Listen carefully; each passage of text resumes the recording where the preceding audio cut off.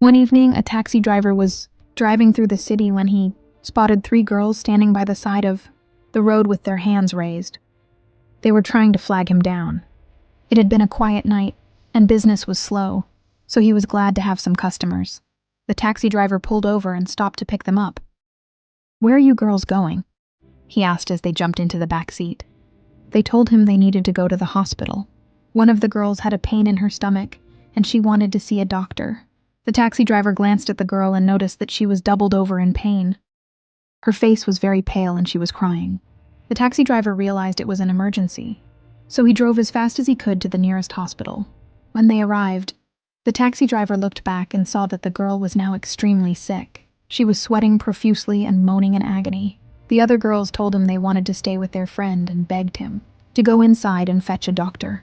The taxi driver nodded his head and ran over to the hospital's front desk.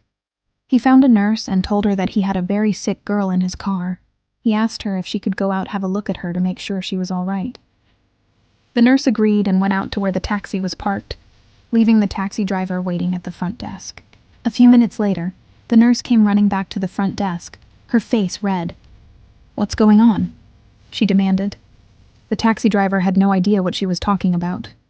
"What did you do to those girls?" cried the nurse. "What do you mean?"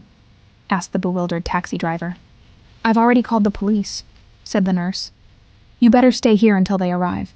Maybe you can explain to them why you have 3 dead bodies in your car."